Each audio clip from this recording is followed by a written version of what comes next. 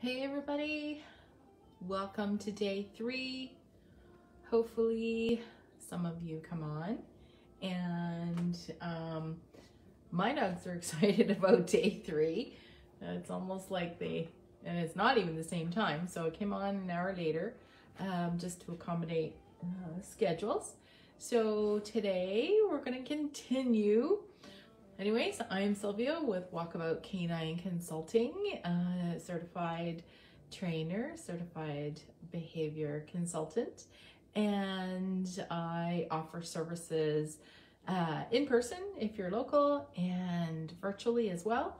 So I'm happy that all of you have made it into this group. This is awesome. We are doing an enrichment challenge this week. If this is your first time having a look, the other lives should be down there. They pretty much stay on the group, so you can re-watch what we did. Essentially, we are doing 3 different activities every day, and I have been using some household items which make it easy for all of you. It's a little bit different. I know we have tons of really cool toys that we can use for our dogs, and that's great, but this is just thinking outside the box, and by using household objects we get to add some variety, we get to add some complexity, we get to add, actually increase our dog's confidence, because now we're using some items that may be different in regards to how they smell, how they look, and how they sound, and even how they feel if it's going up against them. So those are great attributes for, using different items. So I do have 3 activities that we're doing today. We went outside for one of the activities that is super, super easy for you to use. And if there's one that you use, I beg you to use this one for your dog. It's so easy to do. It's so easy for you when you have a busy morning. It's easy for you to do even with the kids. So that's something that they can do inside the house. It's great. And I'm talking about scatter feeding. So we can do that for places that we want our dogs to zero in on. So hopefully this won't take tons of time. I hope you're okay. It's still muggy. We've had a little bit of a storm. I think we got the edge of it, but I think there's another system coming through. My dogs are being okay, because they typically are. Something to think about, since we are being thrown, some of us, whoever's watching, if you're in the greater vicinity of where I am, the Great Lakes is just wonderful for nice storms. So we're having, we've had some humidity, which is blowing out, and cooler air coming in, so of course thunderstorms. But these activities are really great to give your dog when when there are storms. If your dog is already really, really afraid, there's something else. There are other things that you can do, and if you are interested, post something in the comments. If you say me, send your email address, and I will send you an ebook in regards to, I think it covers fireworks, but fireworks, thunderstorms, pretty much all those really loud noises kind of mirror into that. So this wasn't planned topic, but it just is happening. It's real life. Like I say, these guys are pretty good with storms, because I did set them up for success as puppies. Something that you want to remember, even if your dog, people say, oh, my dog's fine. Behavior's always happening, always changing, and you never know if something is going to happen. So I try to encourage calmness with the foraging. Chewing on bully sticks is a big calmer in this house. So I will still do that because I want, you know, I want the storms to be paired with something calm. I try and stay chill. I don't really say much. And like I say, if your dog is already afraid, there are other things that you can do. So if your dog is enjoying this enrichment, then I encourage you to do this during storms, during fireworks. If in between, you can even play those types of noises at a very, very, very low volume, and give your dogs those activities. So then you are pairing, you're doing real desensitization, because the sound should be really at such an interval where your dog is not noticing. That's the whole part of desensitization, is your dog isn't noticing while they're doing something very calming. So that was a side note. Tomorrow is the last day, and tomorrow I'm going to show you a couple of, if you want to call them tricks, it's tricks, training, games, whatever. Some of you know that I am doing an online loose leash walking mini class. It's 3 weeks. It's not being streamed here, I'm sorry, and it's not free. I'm sorry, but it's really, really reasonable. So $20 Canadian for all 3 classes, which is a really big deal because it's worth triple that, if not more. And I'll share with you some of my secrets. We do have a Facebook group set up with what we're hopefully going to share, and some extras in there from me. So that's starting on Saturday. It's being hosted at Red Labrador Retriever, and I'm going to be using Eve, who, how old is she now? I'm trying to think. So we did the commercial last, I think, late summer, and she was 4 months old. So anyway, I have not worked with her since. I'm not really sure if she's had a lot of leash work done on her. I have no idea. So I'm going to go over there on Friday and get reacquainted with her, because I haven't seen her in a long time. And so I'm going to be using her in the class. So it will be pretty much a new dog. Yeah, she's done some training with me, but not a lot. So I thought it would be great to use a dog that is pretty fresh and green and still young, still a teenage dog. It's a great way to just practice. And I think there are a lot of owners that are struggling with leash walking. So hopefully I can break things down, make some sense. Like I say, there's a Facebook group with extras in there. So I will shut up now and start with my first activity.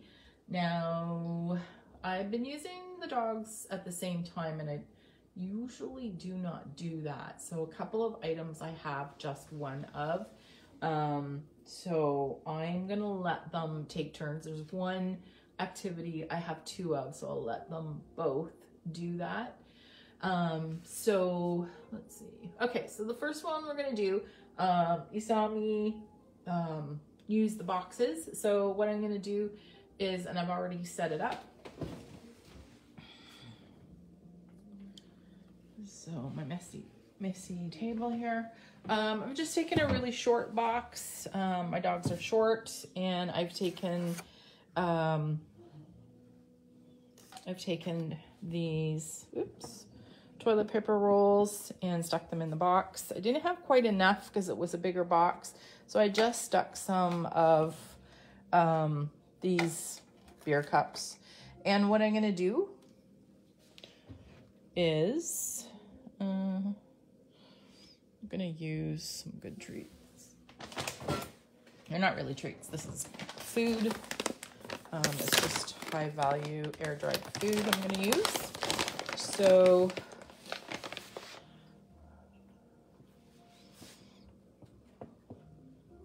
and what I'm gonna do is just drop in each role. How the dogs figure out how to get it out is their puzzle. So they can figure out how to do it. There's no rules to this. There's never any rules to this. So that's something that you always want to keep in mind. So I am going to let, Emma's going to be upset, but I'm going to let Liam do this first. Come here, little girl. Emma. Emma, go. Go. Good girl.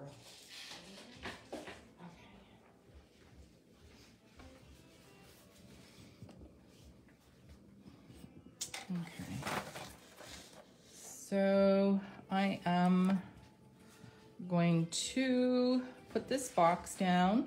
I'm just going to get him out of the way because he's already looking at what it is. Okay.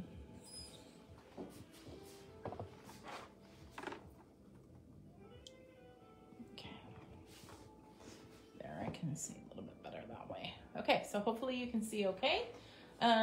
Say hi if you're on. Don't be shy. Reward me. If you're watching this on replay, hashtag replay, and share if you're doing any of these exercises. I'm gonna just put him up on his spot. Okay, place. So I'm just gonna get him to go there. And he's pretty excited. They were excited. They knew we were doing something. And so I'm just gonna put it down. Stay. I'm gonna wait for him to go back into a sit. No? No? He needs to go over there? Come on. Thank you. So we do want to kind of set them up to be calm. I've asked him to do something, so I really don't want him to break, and even though I'm putting it on the ground, this is just added training. So he is excited, but doesn't matter. He needs to figure it out. Okay. So now he can interact with that. So hopefully you can see this okay.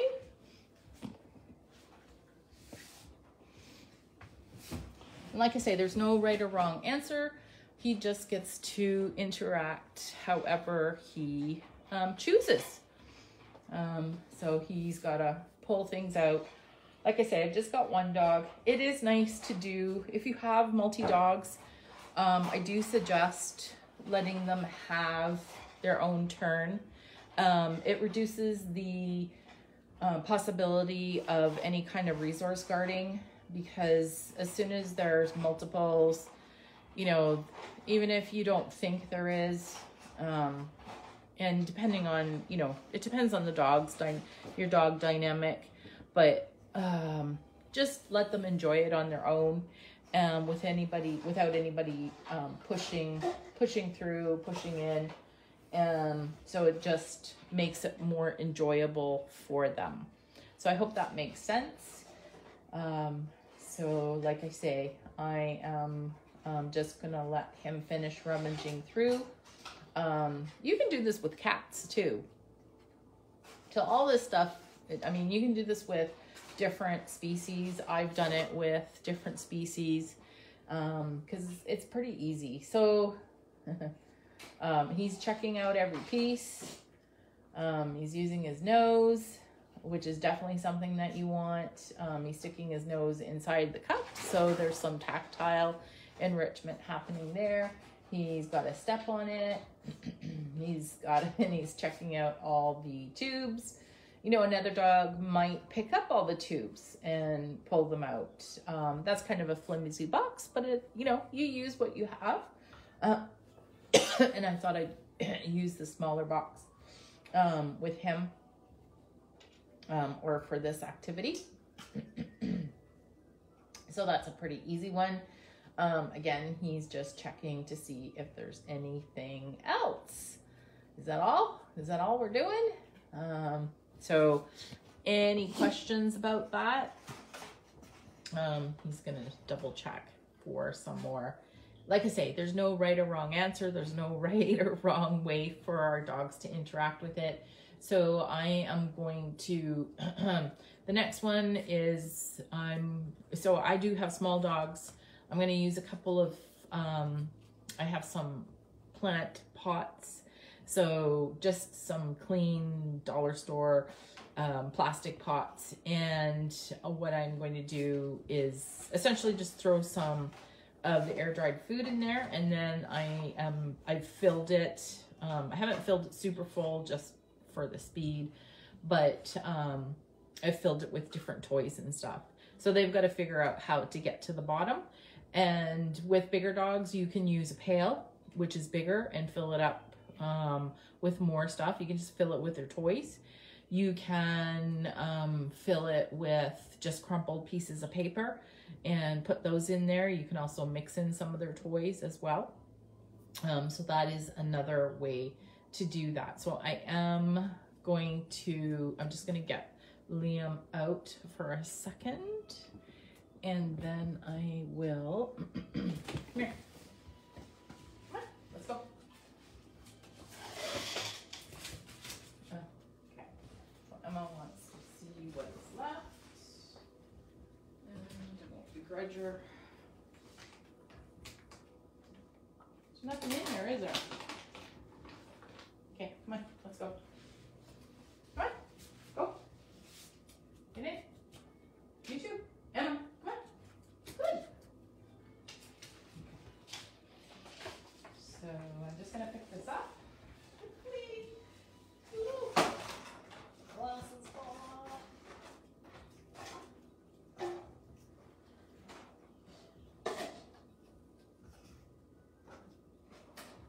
And you can even use these paper towel rolls for the next thing that I'm going to bring out.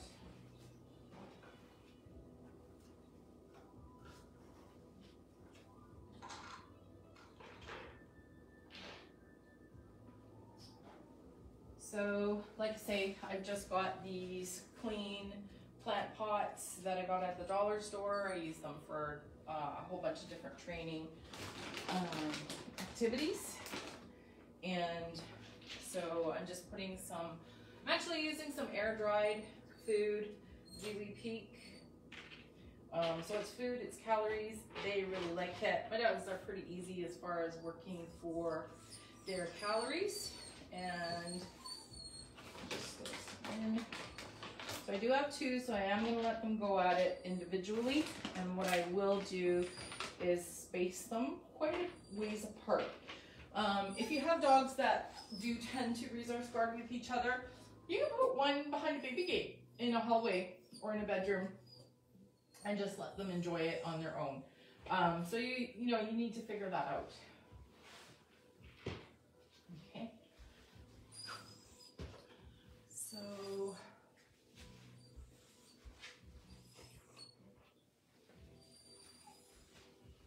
hopefully you can see that. And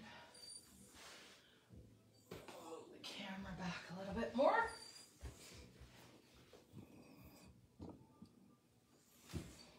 So I've got one dog whining, which is typical. So he wants to get at it. I am going to wait, so I'm not going to release him while he's whining, because then I'd be reinforcing the whining. And he needs to just get a hold of himself. It's like a little excited kid going to the ice cream store, I suppose. But sometimes we just need to get a hold of ourselves. Yeah. Okay, take a deep breath. Shh. Easy, easy. Just relax. Relax. Okay, so just let them out. Usually Liam doesn't really try to bug Emma. Because she does resource guard just a little bit with him. So they, like I say, they got to figure out how to do this. So Liam is digging. So this is another way to get them digging. He's starting to use his mouth, so now he's pulling the stuff out, which is just a little bit different. And yeah, each dog is going to interact with the item however they see fit. He did pull some stuff out with his feet. He did some digging at first, just another way to encourage digging in a legal way. You could do a shallow pan with this and they can dig as well. Emma just chooses to interact with the pot a little bit differently. She's just sticking her whole face in there. So this is also building some confidence because now there's some tactile enrichment with their faces being up against different objects and their head stuck in there. And some of you guys, your dogs may be, you know, on a regular basis stick their head in their toy box. Some dogs don't. Liam is a border terrier, so every one of my border terriers has tended to do that because they have been bred to stick their face in foxholes. So they always tend to like to stick their head into pieces of the bush, their toy boxes, so that is pretty clear, just a characteristic that comes out in other interactions. So Emma's pulled everything out, she's stuck, and she says, and she's willing to chase Liam away. I'm not sure if I'm going to let her do that. Okay. Good boy. Good boy. Good job. Okay, come here. So I'm just going to let Emma do the last activity. Emma, or Liam. Liam, go.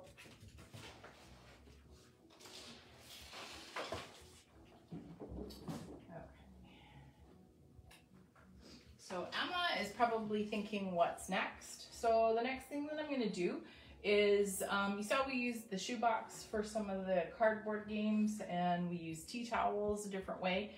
So this can be easy, can be more difficult, depends. I'm going to make it easy, and I'll tell you how you can make it a harder puzzle.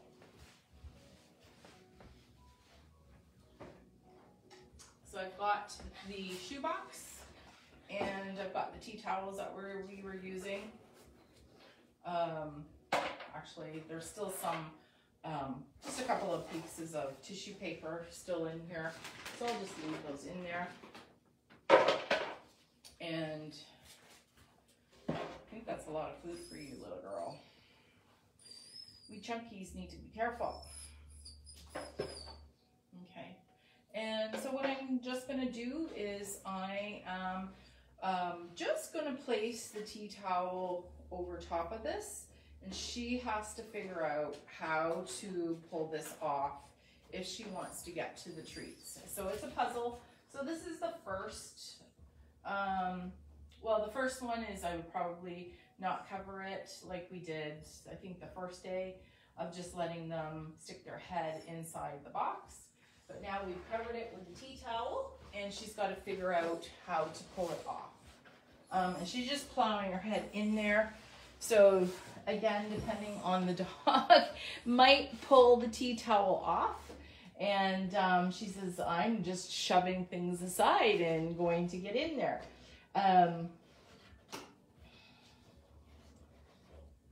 So she's still... So I'm just going to see if she's going to try and pull the tea towel off, because I don't think she got everything on. I think she kind of pulled some of it off, which I know she can do. Just depends. So animals are pretty efficient. Okay, so it looks like she got it out. So now I'm going to add the second tea towel on top.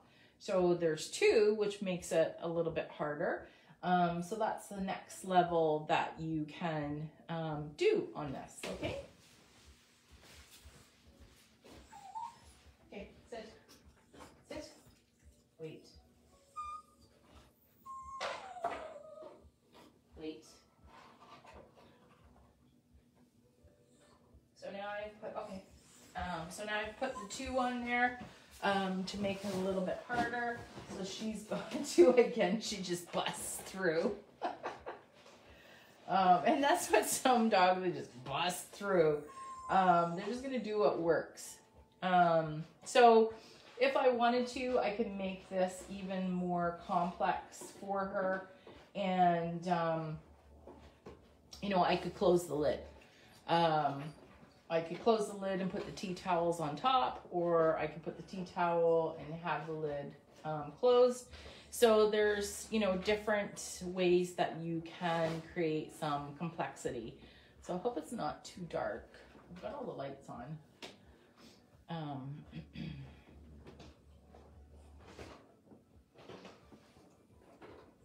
So she's knocked the box over.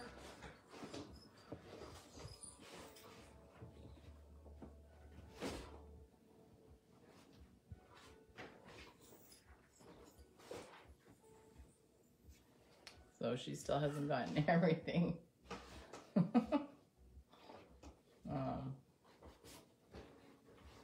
So these games can take a long time or they can be short. It's up to you. The more complex you make it, you know, the longer they have a go at it.